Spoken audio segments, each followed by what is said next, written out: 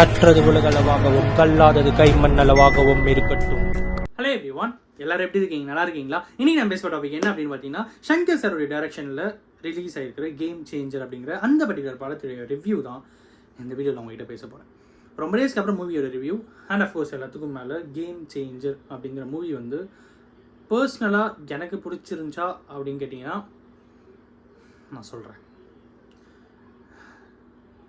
என்ன சொல்கிறது, எப்படி ஸ்டார்ட் பண்ணுறது எதுவுமே தெரியல. பிகாஸ் சங்கர் சார் மூவி அப்படின்ட்டு வரும்போது ஒரு மிகப்பெரிய எக்ஸ்பெக்டேஷன். ஸோ ஏஐலாம் வந்து சங்கர் சார் மாதிரி ஒர்க் பண்ணுற ஆளை நான் சைல்ட்ஹுட்லேருந்து வளர்ந்து வந்து பார்த்ததே இல்லை.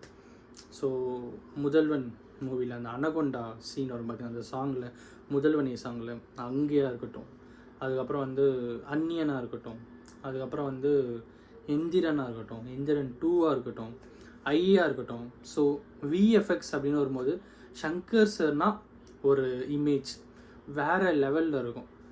பட் இந்த படம் பொறுத்த வரைக்கும் விஎஃப்எக்ஸ் அப்படின்ட்டு வரும்போது அந்த அளவுக்கு ஒரு சாட்டிஸ்ஃபேக்ஷன் கொடுத்துச்சா அப்படின்னு கேட்டிங்கன்னா எனக்கு தரல.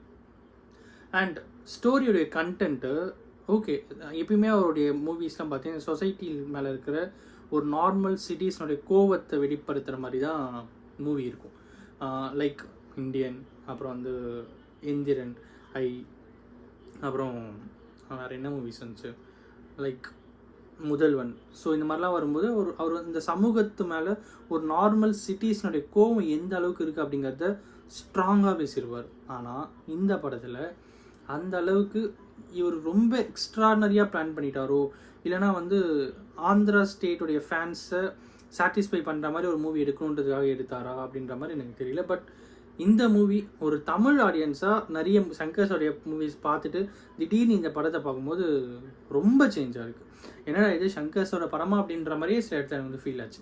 ஸோ ரொம்பவே வந்து ஆக்வர்டாக சில சீன்ஸ், ஆக்வர்ட் இந்த சென்ஸ் ரியாலிட்டிக்கும் அதுக்கும் ஒத்தே வராது அந்த மாதிரி சீன்ஸாக இருக்கட்டும். அதுக்கப்புறம் வந்து Ram Charan sir versus SJ Surya சாருடைய அந்த கிளாஷ் இருக்குது பார்த்தீங்களா, அந்த கிளாஷில் வந்து லைக் என்னடா இது அப்படின்ற மாதிரி தான் ரொம்பவே ஒரு மாதிரி ரொம்ப மாஸ் எலிமெண்ட்டை ஆட் பண்ணும்போது ஒரு இடத்துல சொதப்பும் பார்த்தீங்களா, அந்த மாதிரியே சில இடத்துல வந்து ஃபீல் ஆச்சு. பட் ஓவராலாக இந்த மூவியோடைய வியூ அதுவாச்சும் நல்லா இருக்குது அப்படின்னு கேட்டிங்கன்னா அதுவுமே வந்து ஒரு ஆவரேஜான ஒரு கண்டென்ட் தான்.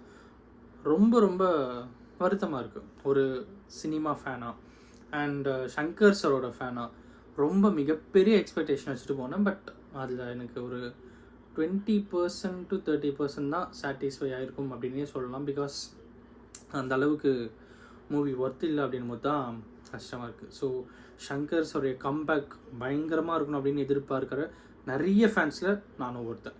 ஸோ அவருடைய கம்பேக் வந்து வேறு லெவலில் நெக்ஸ்ட் மூவியில் வரணும் அப்படின்றது இந்த வீடியோ மூலிமா பெஸ்ட் விஷஸ் நம்ம வந்து சொல்லிப்போம். அண்ட் ஒரு மூவி அப்படின்னு வரும்போது அந்த மூவியோட பிளாட் பேஸ் எப்படி இருக்குது அப்படிங்கிற மாதிரி நம்ம பார்ப்போம். பட் இந்த மூவியை பொறுத்த வரைக்கும் எதுக்கு இந்த மூவி அப்படிங்கிற மாதிரி தான் சில இடங்கள் வந்து கேட்க வச்சுது.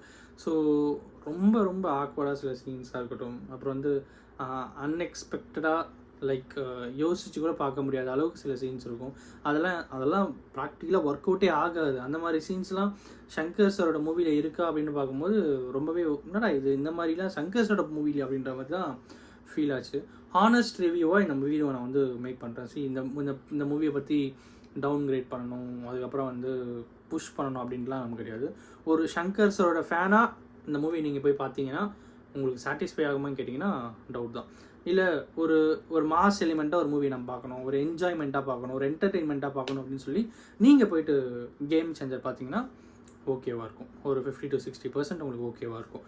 பட் ஒரு சங்கர் சார் இந்திரன், அந்நியன், அப்புறம் வந்து முதல்வன், ஸோ இந்த மாதிரி மிகப்பெரிய மூவிஸ்லாம் எடுத்துகிட்டு அந்த மூவிஸ்லாம் பார்த்துட்டு அதே மைண்ட் செட்டோட போய் கேம் சேஞ்சர் நீங்கள் பார்க்கணும் அப்படின்னு நினச்சிங்கன்னா உங்களுக்கு வந்து ஏமாற்றம் தான் மிஞ்சும் அப்படிங்கிறது தான் கஷ்டமாக இருக்குது.